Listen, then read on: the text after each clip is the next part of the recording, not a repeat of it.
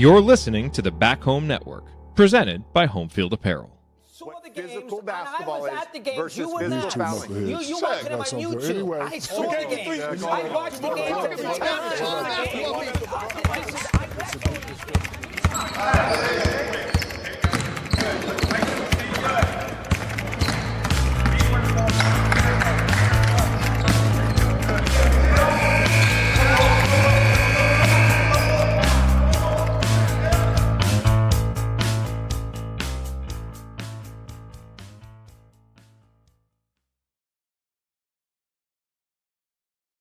Well, we're here. I'm Bob Moats. Welcome to X's and Joe's, a podcast dedicated to decoding the winning formula in college basketball.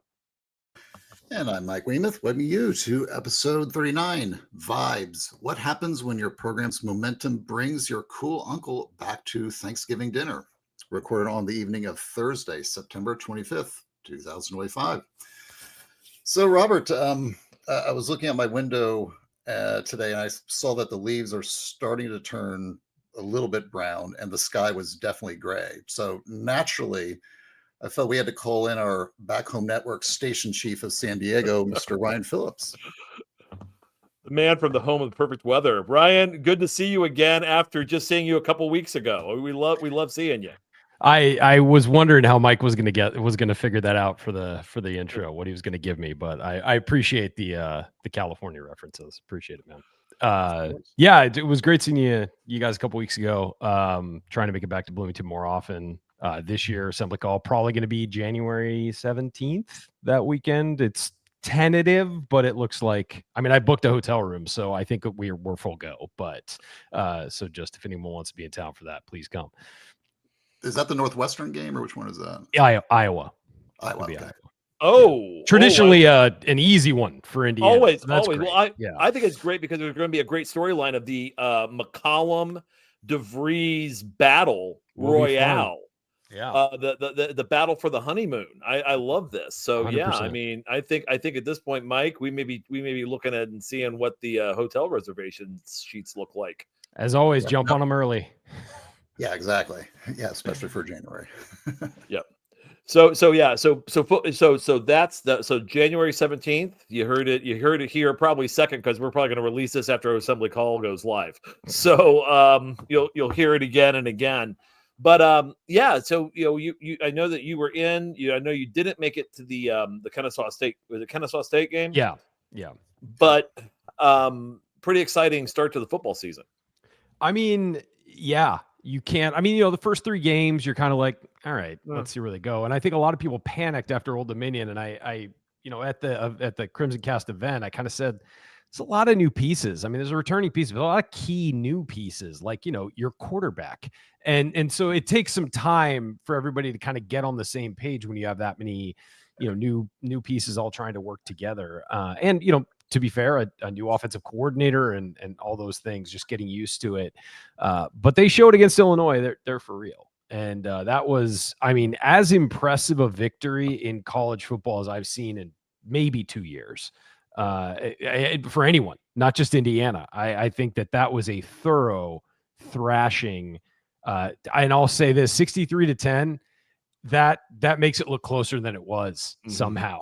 And so but you had the number 9 team in the country walking into your building. You show up, destroy them. Do I think that means the rest of the season is going to be smooth sailing? Absolutely not. I think that this is going to be a gauntlet in a couple of these games.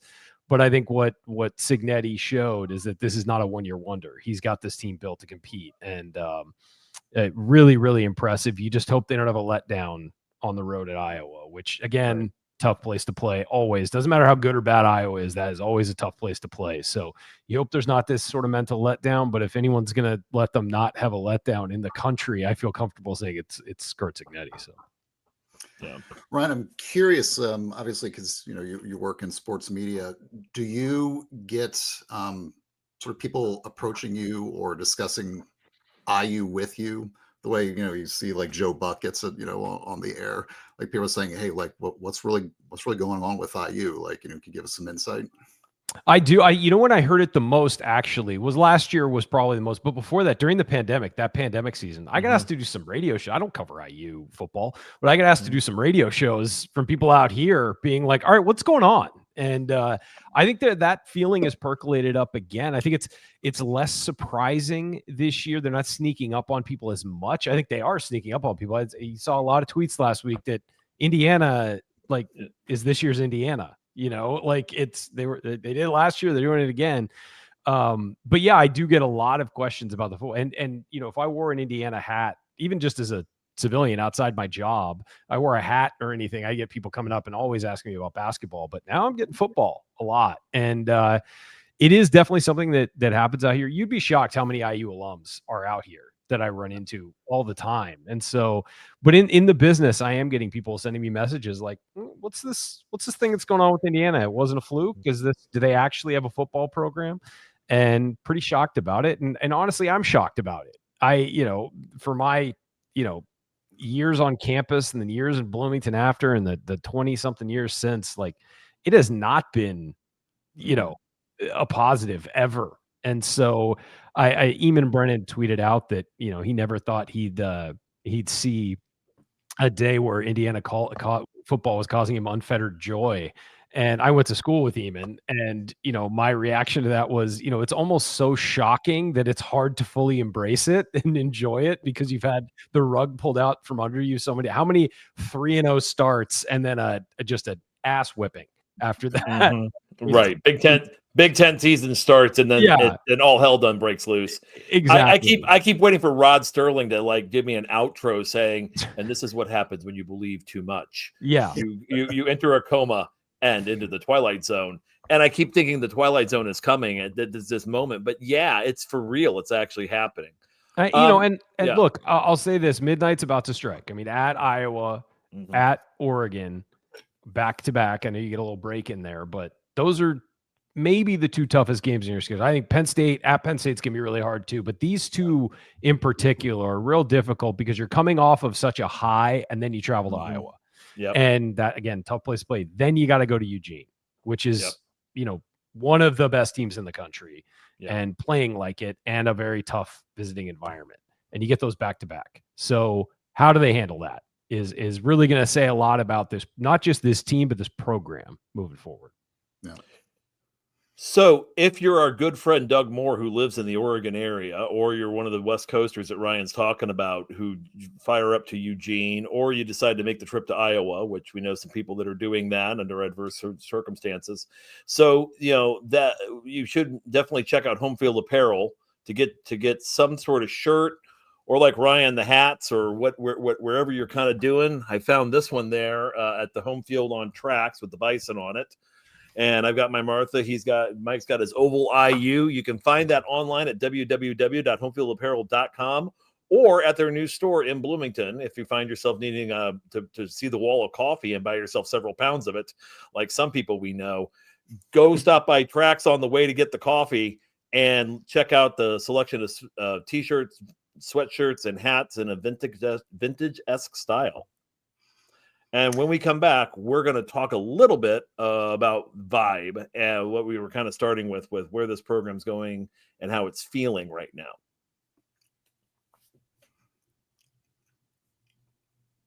Welcome back to X's and Joe's. I'm Mike Wiemuth, joined by Bob Moats and Ryan Phillips.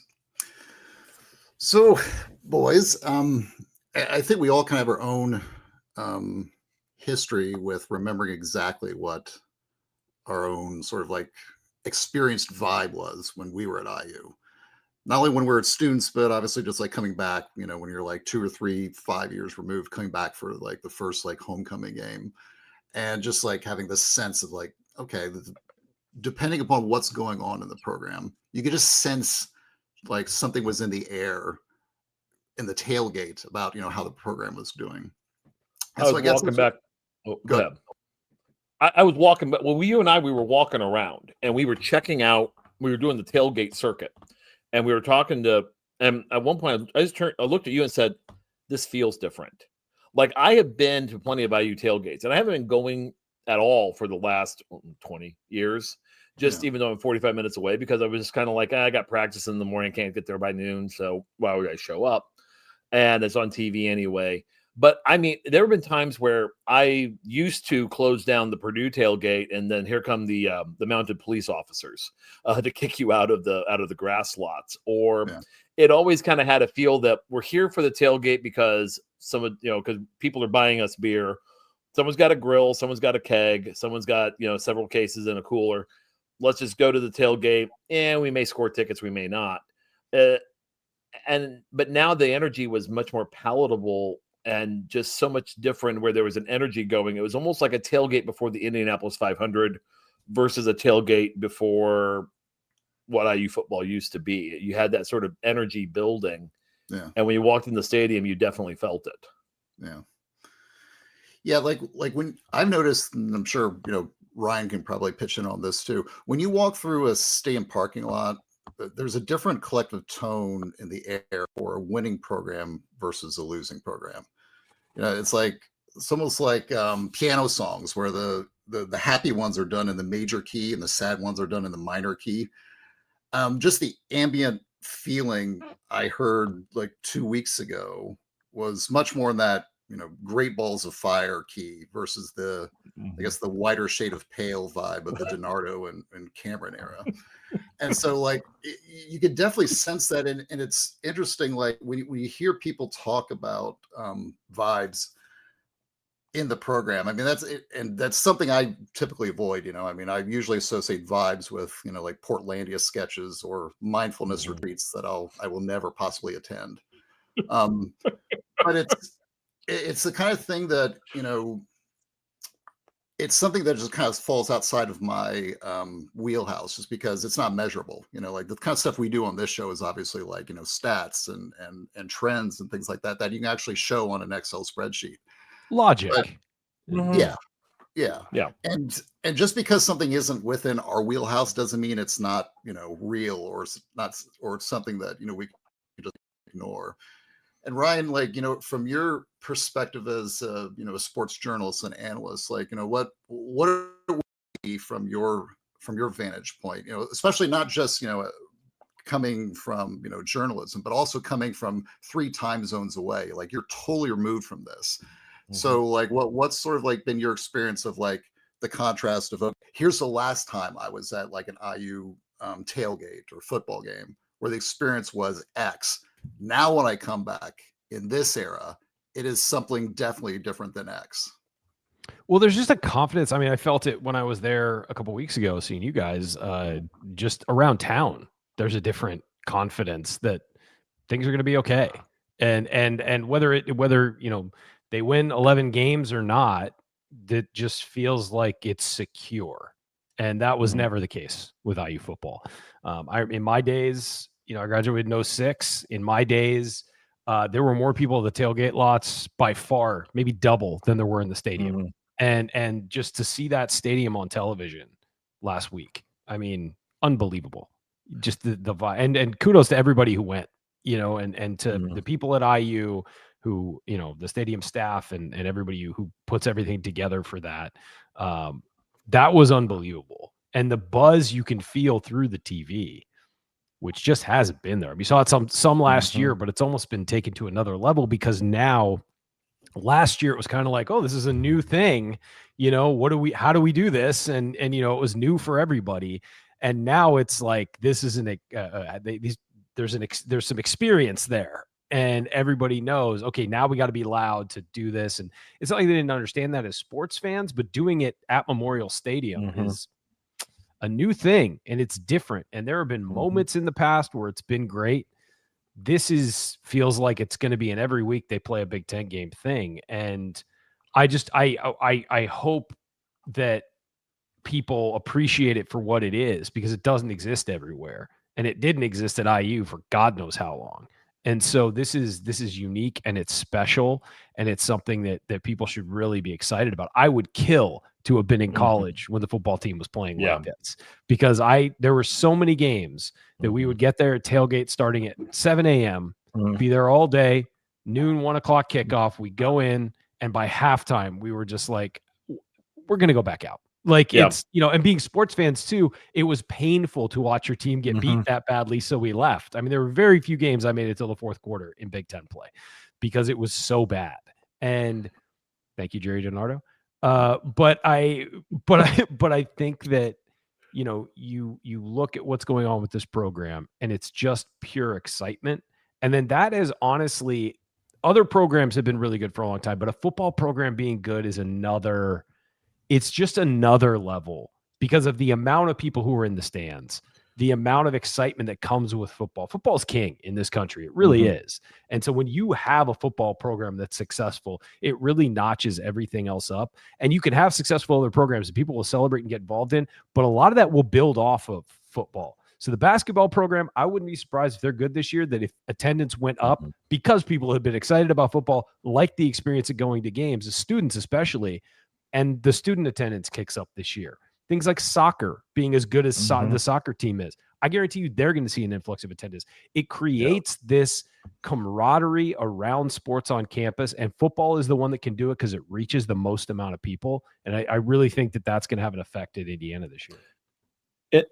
It's an event. And it's an event. It's much like a rock concert. It's much like it's definitively on a Saturday, sometimes a Friday, but mostly it's just everybody kind of goes in there with the idea of we need to eat beforehand and we're going to hang out and we're building something special. And I think, thanks for mentioning that coming through the TV, Ryan, because I know that on Saturday when Pons blocked the punt, my son, who's 3, was standing at the doorway. And I yelled, "Bennett, get in here. I want you to see this." And and it's like, "Oh, IU," and he's screaming for the Bison. And I wanted him to just experience hearing that student section losing their minds, the towels going, the cheering, the absolute just feeling of a euphoria that we just did something amazing on this play. And I just looked at him and said, "Son, I always want you to remember it and know this for what this is. This is what I want you to have from IU football or IU athletics in general, because it's just such an emotional rush. It's such a beautiful thing to share this with other people and to just have this, energy, this positive energy, where it's not like the party's outside, inside is where the body is. We're going to go to the funeral, then hop over to the wake, and then we're going to go to Kilroy's," which was what it was for so long. And now it's a matter where, IU is throwing punches as a program, so much so that we're actually, I guess our new battle cry, guys, is Bon Jovi's "Living on a Prayer." You talk about our Sweet Caroline is living on a prayer. Our student section, Mike, you and I we were listening to it going, "Holy crap, these kids are taking one of our battle anthems when we were like in middle school." Yeah. And this is their song. It's like these children have been raised right. It shows also how many IU students are from the New Jersey area. True. I wonder how many of those kids. There's always been a big East Coast contingent. Always been. Believe me, I see it. Yeah, I'm sure you do. Yeah. But I mean, they were going nuts on Bon Jovi. And I'm like, you know what? It's not Mellencamp, but you know what? It's something, and it's unique, and it's actually a perfect anthem for this program. Yeah. The interesting thing, seeing it through the TV, obviously, gives you like a certain perspective on it. I've been more interested in the fact of the change in how social media affects our perception of these things. Like vibes, technically it kind of runs parallel to like chip stack theory. Obviously that's like a reflection of the sort of the political capital that the coach has at the time. And so if vibes are, positive, obviously the coach is in good shape. If not, they're going down. But we've noticed that whatever, if the coach is going up or down, these Twitter, basically any place where fans can actually, get together and criticize or praise, is accelerating the pace of whether the program is building or crashing. And you definitely kind of notice that in this case with Signetti. I mean, I was just thinking about this the other day. I mean, you can now experience the game day environment in ways that were basically impossible like a decade ago. I was thinking like for the Illinois game, like I think I saw photos and videos from at least a dozen tailgates at the stadium just on my phone. and it was great. I mean, you just like, play video and you feel like literally like you're there. And so like the vibes can basically transmit through your phone in ways that, were never been possible. Let's say just like, 8-10 years ago. Yeah, I mean the game day experience, I think last year was the pinnacle of that. Seeing everybody's videos of being at game day, getting there at 6 a.m. Mostly they were from Brian Tonsoni. Let's be fair. But his beer updates along the way were just impeccable. But I think that the other thing is, and you've talked about social media, is if you watch individual clips from games on social media, that can draw you in too. And, like pawns blocking the punt, like that, just, you hear the crowd erupt and you see things, and it makes you want to be there.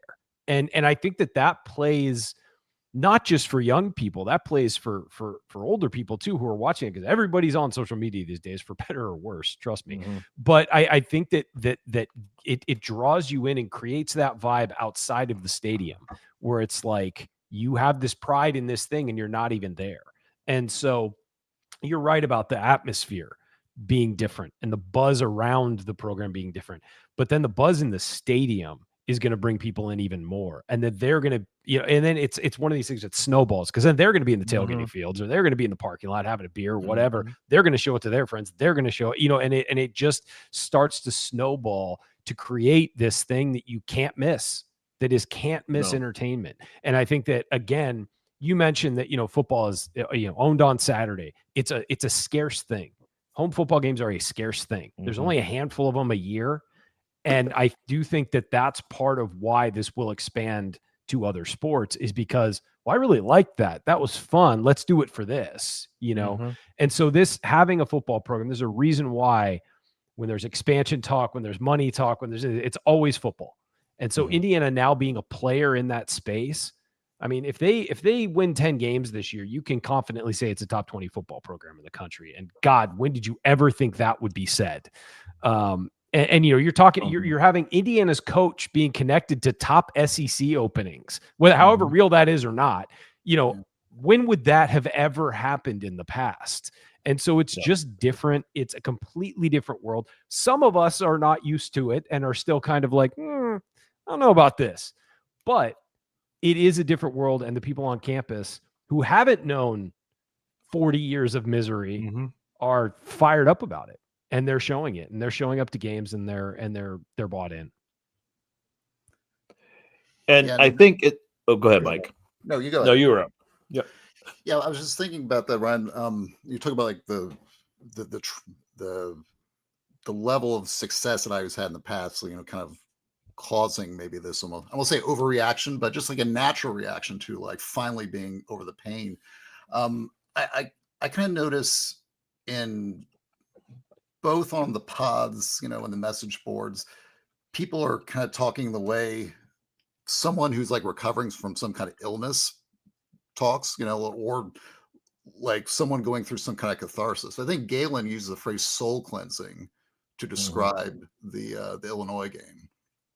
And yeah, I mean, it does feel like there's almost like a mass like catharsis that kind of goes on. I mean, when you have a program that's lost so much, you have to think about like what that does as a fan. I mean, and we've talked about on this pod before about like, why are fans so invested? It's because, your team is basically of your identity. And if your team is winning, then you're gaining social capital relative to your friends who are, cheering for losing teams. But if you're the guy that's cheering for the losing team, think of what that does to you just like on a day-to-day, week-to-week, year-to-year basis, where if you've been losing, let's say for like 2 or 3 decades, every time you go into school or to the office and your coworkers or pals are literally just like laugh. The moment you walk in, they start pointing at you, laughing, 83-20, that takes an effect on you over time. And so what happens when you start winning? Well, obviously it feels like, something out of, like a Marvel superhero cartoon, where literally everything like flips around. The little guy now has like the superpowers and now, gets to get this revenge. That's kind of basically the psychology of what's going on with IU fans right now. It's like finally, and it's not just that we're winning, which is obviously, the thing everyone's shooting for. It's the absence of losing that's also a big deal. Yeah. It's like, finally, we're not being tormented. Yep. And not only that, now I can turn the tables on all the people that laughed at me. I can go into my Purdue friends and Illinois friends and kind of laugh at them. I mean, Bob and I, we have some really good friends that are IU grads that live in Illinois, like Greenberg, Paul, Marty.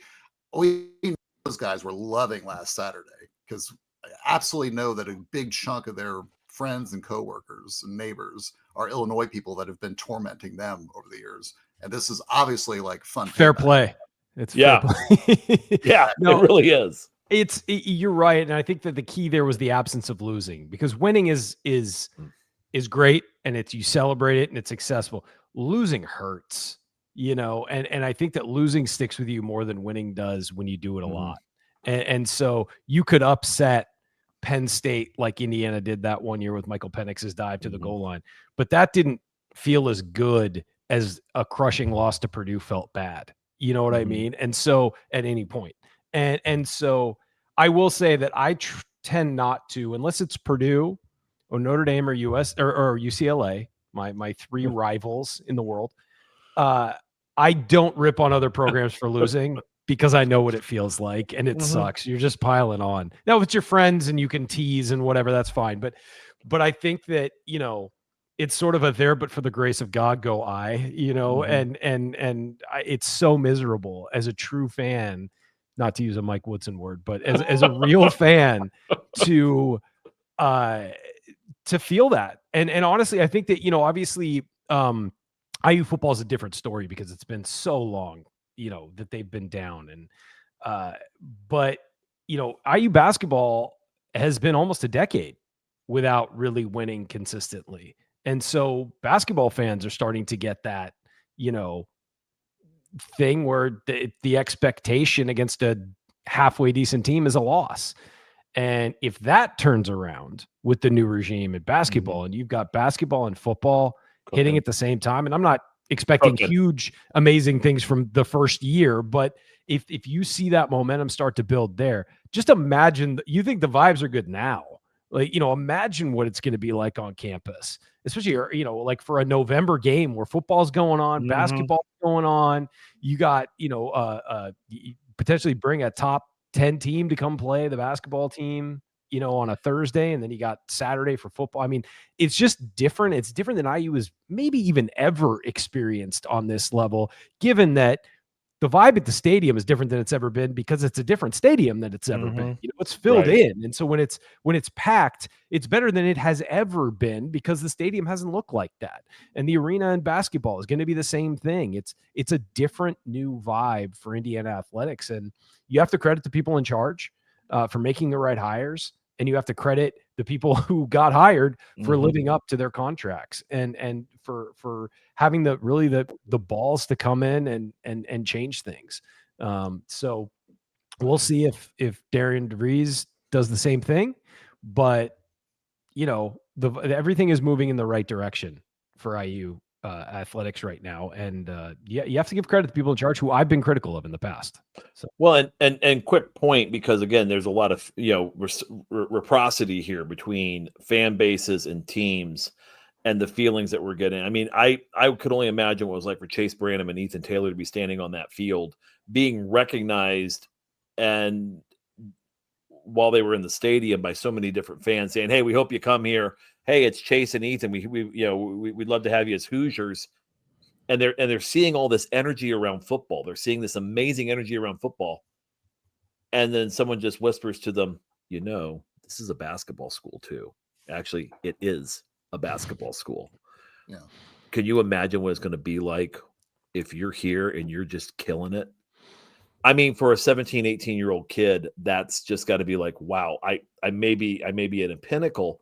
And it kind of just adds that sort of, but then even on the field, you can kind of tell that what it really took was, back to, Ryan makes a good point here, having just the ability and the gumption to change things and to change not just the attitude, not just the culture, but to really kind of change the entire nature of the program, where we just don't accept it anymore. It's not, oh, shucks, well, we came close, we beat the spread, call it a win, hang a banner because we, did something. I think for us, a lot of that is kind of now it's like now we're seeing hyper competence in the football program, and watching Darren DeVries, I think we have the same sort of hyper competence that's going to be demanded in the basketball program. So I think that's going to fuel your fan base as to it's like, hey, the secret wasn't a 2-for-1 hot dog deal. The secret wasn't a t-shirt cannon. The t-shirt wasn't Wipeout. It was actually getting a competitive team out on the field and one that doesn't accept losing. I've made this argument about sports fans forever. If you put a competitive product on the field in any market, people will show up. Mhm. And I've dealt with this firsthand because everybody said, when the Chargers were getting ready to leave San Diego, everybody said San Diego's a terrible market. The fans don't care. And it's like, well, the Chargers had been awful for the better part of a decade, and the owner was objectively dumping on the town, or like publicly dumping on the town. And so people didn't show up.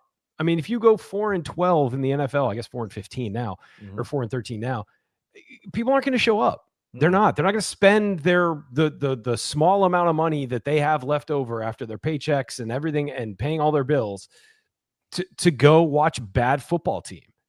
And what has been proven is the Padres, to use more San Diego evidence, because that's why I'm here, has been they put a good product on the field. They started investing in their team. They started putting a good product on the field. And what happened? The Padres have had 73 home games this year and have sold out 68 of them. Like, that's an unbelievable record for them. And they've broken attendance records each of the last 4 years. All you have to do is be competitive. Put something worth watching on the field and people will show up. That goes for college football. It goes for college basketball. It goes for baseball. It goes for soccer, like MLS. You put a good, fun MLS team out there, people, it doesn't matter what the market is. People will show up because you talked about, you feel attached to the teams in your town or the university or whatever. If there's a good thing going, people will want to go to it. They will want to have pride in something. They will want to feel connected to that. You put a winning team on anywhere, people will want to connect with it. And so that's the secret for Indiana football. And you know what? Here's the thing. If next year they lose some guys, they don't get the right quarterback, whatever, and they win 6 games, the stands are going to be a little more empty. And then the next time they are a good team and they go to 9 or more wins, they'll be packed again. So it's about results draw the people in, and bad results will lose people. And so it's constantly a game and wanting, and I will say, like, you want fans to be with you no matter what. And they will be at home watching on television. But it's different to show up and create the vibes we're talking about. You have to put something worth having vibes about. Exactly. Good point. So when we come back, we're going to talk a little bit more about, more of the external. We talked a little about the internal driving factors, but there were some interesting external factors coming out of the Illinois game as we're watching IU football that I think are worth exploring. We think are worth exploring, and we're going to talk about here when we get back on X's and Joe's. Welcome back to X's and Joe's. I'm Mike Wiemuth, joined by Bob Moats and Ryan Phillips. So, boys, I guess there have been a number of little signs that have happened the last, let's say, 12 months that have pointed to a shift in how IU is perceived externally.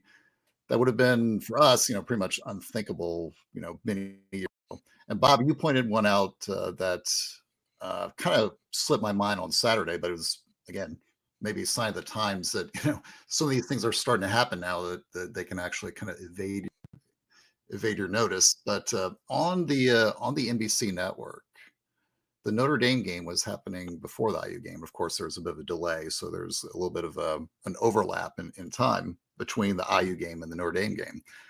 On the NBC network, the Notre Dame game was kicked to Peacock to make way for the IU game on the primetime slot. And that is something that I don't know, Bob, like the 21-year-old versions of us would have never considered that even a remote possibility. For Indiana, Illinois, I might add, it was Indiana, Illinois that in 1998 that would have been like, what? No, that's not possible. But go ahead. Yeah, you're right, Mike. Go ahead. No, I mean we do have a pope from Illinois now, so maybe the phone call went in. So maybe Notre Dame didn't get quite the same consideration that they did in years past. So. I'm sure the Vatican has Peacock as a streaming service. I'm just guessing. I'm sure they're running that pretty hardcore. Plus, isn't he a Villanova grad anyway? Isn't he from your neck of the woods? I think he has family that were Illinois grads, but not him personally. No, but the lead up to that, and I just kind of because it dawned on me as this was almost like drama in real time watching a network make a decision, because the Purdue Notre Dame game got out of control. Purdue was down by multiple scores. And I kept thinking about what's the best imagery of this. And there's a great clip that Johnny Carson had from years ago where they did NBC Proud as a Peacock jingle, and he blew up a turkey buzzard that was dressed that they had made it up like the peacock and blast it, and the feathers go everywhere. Yeah. So yeah, I was tweeting that out regularly as to the decisions NBC was making. And when it finally came down, I think my reading thought was, this is the best programming decision they've made since they gave Cheers the second season. That was kind of where my brain was in my biased mind. But it was almost like, the joke was, I think we've made it. We just kicked Notre Dame to the streaming service. Yeah. Yeah. I mean, there's the media angle of that. And I mean, and Ryan was talking earlier about, what he sees in San Diego. I can tell you externally, living here in Philadelphia, in years past when IU was maybe the old IU, Penn State fans would approach me and they would talk to me about IU football the way someone might, in the tone of somebody who maybe had just gone through either a divorce or a bankruptcy. How are you doing? Yeah, how's IU going to be this year, Mike? Are they going to be okay? It's like almost in that. I hope no one gets hurt on their team by playing against Big Ten competition. Now, you'll get over it. You'll find a new coach. It's okay. There's plenty of fish in the sea. Exactly. The Hoosier Bowl is a good bowl. It's an accomplishment. You guys go into Shreveport, Louisiana. It's nice in January. 4-8's not that bad. Well, I gotta say something. We're talking about vibes and all of that, and I love this conversation. But you got to rewind back to that coaching search, and a lot of people said, this, we'll see, because you're talking about what other people, what other fans said. Not a lot of people say like, yeah, I mean, he did it at James Madison, like who knows, and he's bringing in a lot of guys who are lower level and all that.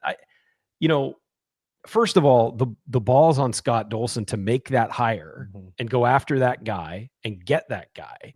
And then the ball's on Curt Signetti to accept the job. I mean, Indiana was a mess and had been, as we've talked about, for a long time. And that dude saw the Indiana job and said, yeah, I can win there. And did in his first year. Like the insane, and I mean this in the best possible way, but the insane hubris of that is impressive. And I do remember hearing from people at that time, kind of like, well, he could be good. It could be a home run, but it's a risk. It's tough. And so, the vibes from other fans have changed completely, when they talk about it, and they all want Signetti now. Yeah, they're saying, where's our Signetti? You're seeing that on countless. Florida right now wants to hire him. Virginia Tech, UCLA, right before they fired their coaches, go, well, IU does it. Why can't we? And now we've now become the miracle story. The kid the kid that beat the disease. If he can do it, so can we. Let's do the inspirational after school special. For so long, it was go do what Georgia did and hire Nick Saban assistant. Now it's people are saying, okay, who's won at a lower level really well that we can go pluck from, not like former, who's also a Nick Saban assistant. I know. And we did both, look, we did both. Overachievers at Indiana. But that was for the longest time. It was always take probably a defensive assistant from Nick Saban, or maybe his offensive coordinator. But now it's become this, who has a track record of success that people are ignoring? Who is that guy? And I'm sure if Nick Saban were still around, people would still be hiring his assistants. But I do think that these open jobs are looking for somebody who has won at a level below them, who's proven they can run a program, not an assistant who's never done the full thing by themselves, but somebody who's proven they can run a program and can win games at the college level, regardless of what level. They can win at the college level. They know how to relate to kids and they know how to get it done. That's what everybody's looking for now. A lot of them are looking for Curt Signetti. If I had to say, I don't care what job comes up, and I don't think he's leaving Indiana for a while. I really don't. The new contract, the buyout is prohibitive, but just think that he's in a good situation, because if he wins 8 or 9 games a year, he'll be a god on that campus. And if you go somewhere like Florida, you got to compete for national championships. We'll name something at 8 or 9. We'll name something after him. Exactly. He will have something named after him. He'll get a statue. He'll get a 100% statue. he'll get a statue. Right The there. funniest Right. thing that might come out of this, just the irony, is that let's say Signetti stays for several years and wins as much as you say, Ryan. It's going to be interesting in the fact that if that happens, and let's say he's perceived as, better than Bill Mallory, that means a Signetti is considered the greatest coach in the history of Indiana University football. And another Signetti is the greatest coach in the history of Indiana of Pennsylvania football. Signetti's have been good to Indiana. What I'll say about Signetti is, and he can make almost as much money at Indiana as probably anywhere, just because of the Big Ten contract and all of that stuff, and the donors who want to keep him and all that. But speaking of Florida, there was a guy at Florida for a long time, Billy Donovan. Florida is not considered a top job in college basketball. It was a good job, and he made it a good job. But he, at a number of times, could have jumped ship to Kentucky, where his mentor had coached. He could have jumped ship to other top tier programs, probably could have gotten one of the UNC Duke, one of those jobs at some point if he really wanted to pursue it. Or Kansas, not Duke.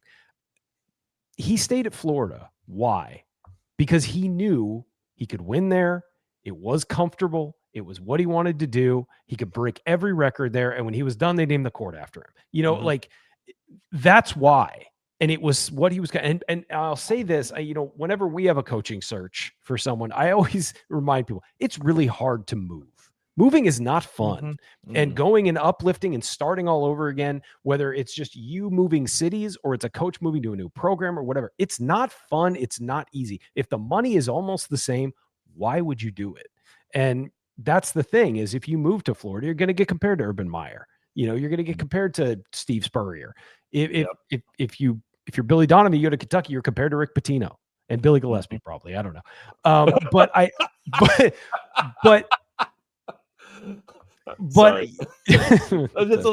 it's just for you, Bob Smith. Yeah. But and so I do think that Signetti's in this spot, especially at his age. He's not 35, and he's in a spot where he can be king.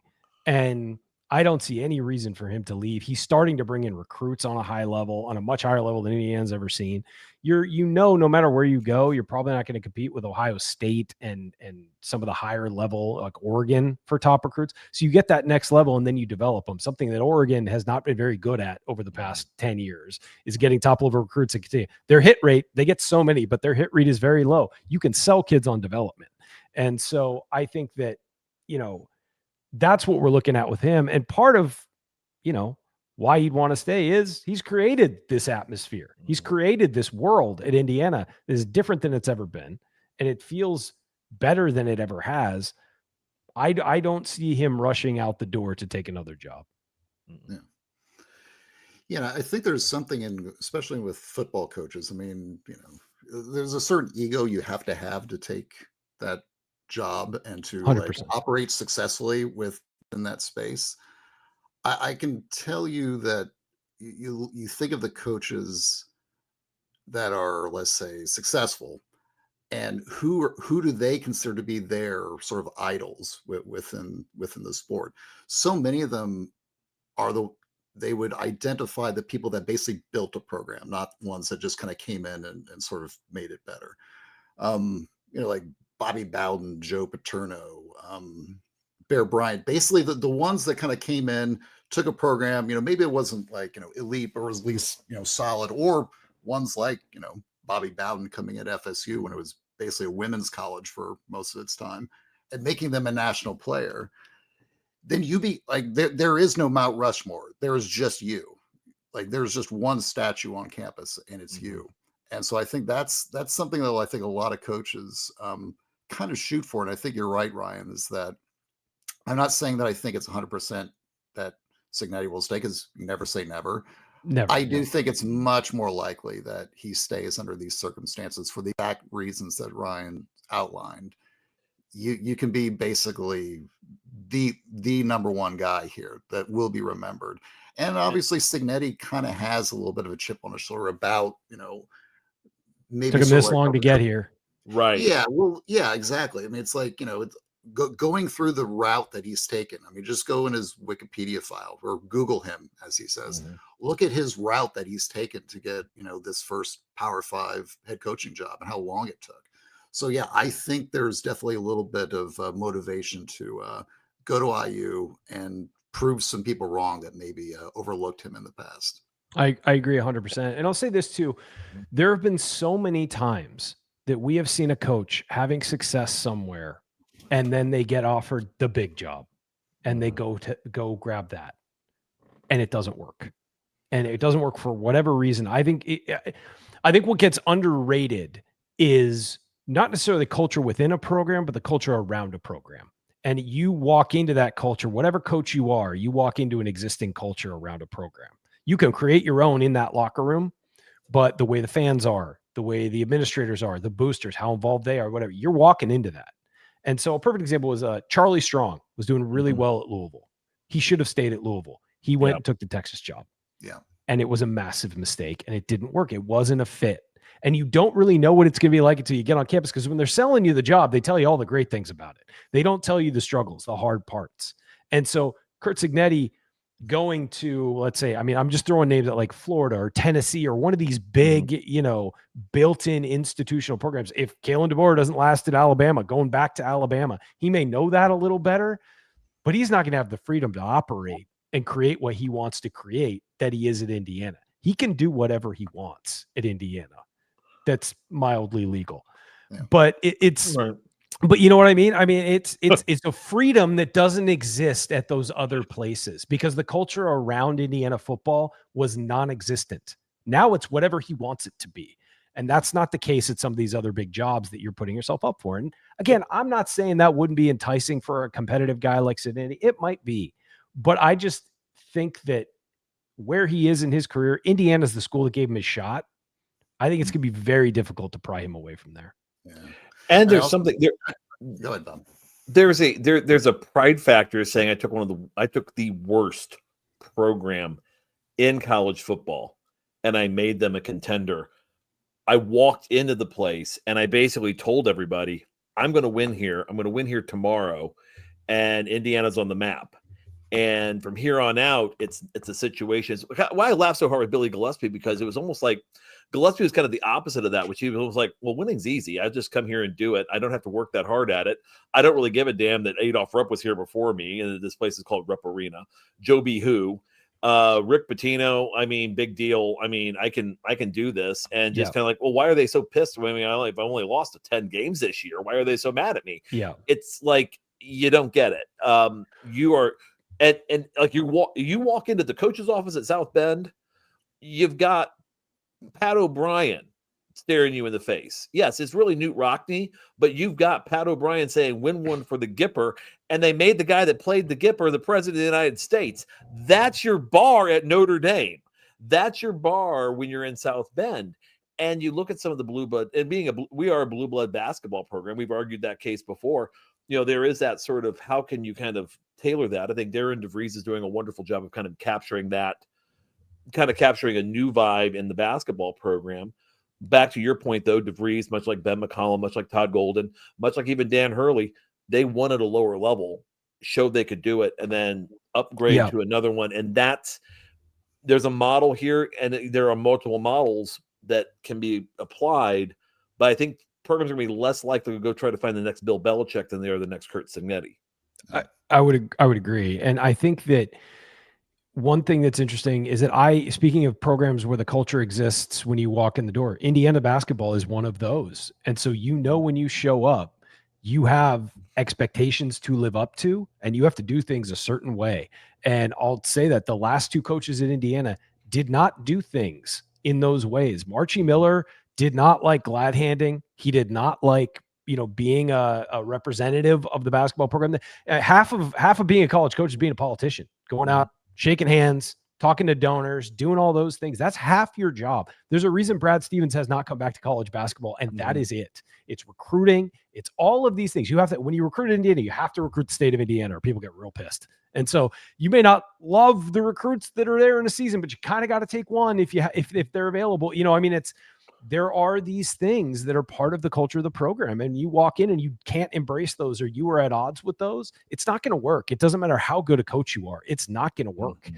And things are expected of you. And when you come in and it's a clean slate, there is no bigger gift in college sports than a coach walking in with a complete clean slate who can build whatever he wants. Now, he has to have the ability to build that and the ability to create it in his own image so that then he can live in it.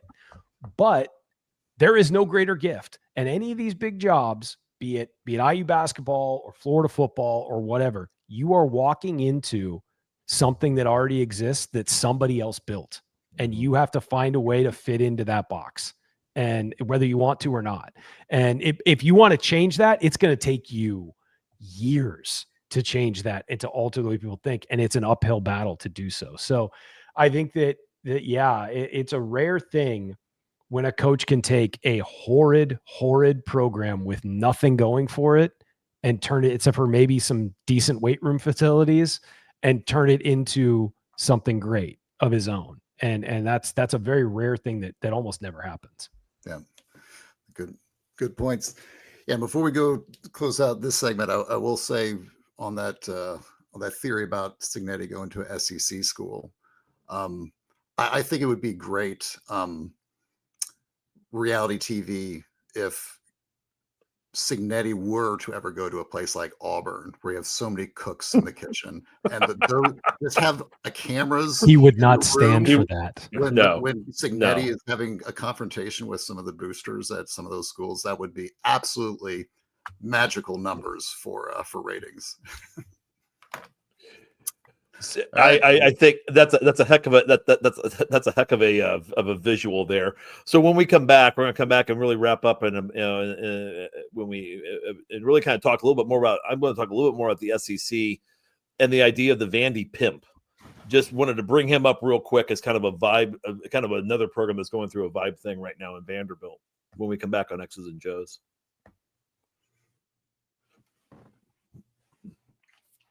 Welcome back to X's and Joe's. I'm Mike Wiemuth, joined by Coach Bob Moats and Ryan Phillips. So, Bob, the Vandy Pimp. Have you seen this guy yet? Have you guys ever watched the SEC shorts? No. Well, yeah. I mean, so he's like was he like the manager or like the equipment kid? No. So what this is a little like sketch comedy thing they do through Renaissance Bank.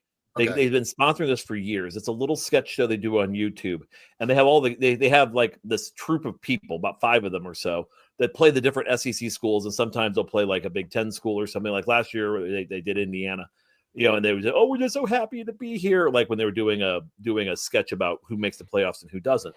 Well, they've got Vanderbilt as this little kid, this guy. He's a little man who was in like the Commodore helmet, and he has a cane and he's got a cape. And then when they beat Alabama last year, they put him in a crown. And so they call him the Vandy Pimp. And last year for the South Carolina game, the school actually, this is a YouTube sketch show. This is a YouTube sketch show. So I'm just seeing Ryan Phillips being put out onto Assembly Hall at some point, just to fire up the crowd. They had this guy leading the band, going through the tailgate. They got him with the cheerleaders. They got him with the Pom Squad. They got him everywhere as an unofficial mascot. And it's this thing of a vibe where it's like, it's an external force that the conference, it's kind of a parody show of the conference, a character they've developed. And the school said, we want you at the South Carolina game to fire up our fans. They got pictures with him with like guys in tailgates dressed like him. So they got pictures with the Vandy Pimp and the guy next to him. And the reason I'm throwing all this out here is there's this kind of almost insanity when you've had a program like Vanderbilt or Indiana that for so long was, well, the programs at the bottom of the FBS, and they ascend. There's almost this additional appreciation from kind of the intelligentsia that once you kind of establish yourself, and I think that Illinois game did that. That it's like, well, this is for real. It's not just a joke. It's they're not a punchline anymore. They're actually punching upwards, and they're knocking off who we thought was a top 10 team, and not just knocking them off, but they absolutely just ran over them like they were the Iraqi army in 91. I mean, it was just like a speed bump. It was Love that reference as a Navy brat from the time. I love the reference. It is interesting. Well, you guys saw the headline on ESPN that's like, yeah, Indiana still hasn't beaten anybody, but it's like they just beat the number 9 team in the country. You dumb mother. Well, the irony, Ryan, is that the justification why Indiana hasn't beat anybody because the one team they just beat lost to a team by like 53 points. Yeah. Who was that team, by the way? That doesn't matter. They lost to a team by 53 points, so they're bad. So, follow the logic here. I think that it's interesting that we have had a lot of change in thinking of things like 10 years ago, the Vandy Pimp never would have happened. But I think that the college football is embracing the absurd and the fun, college football and college sports in general. And I think that you kind of have to, when you've created absurdity with all of this, the conference realignment and the amount of money that's coming in and all of this, like you have to embrace the online stuff to, at all, continue to keep your fans. We saw that last year with everybody repeating Google me. That was a viral moment that was repeated on every single broadcast. It was repeated on Sports Center constantly. Like it became a thing where it wasn't like they had to show Signetti saying it anymore. They just said, Kurt Signetti, Google him, it became a thing. And you have to kind of embrace the absurdity with stuff like this. It's absurd that Indiana's a good football team now.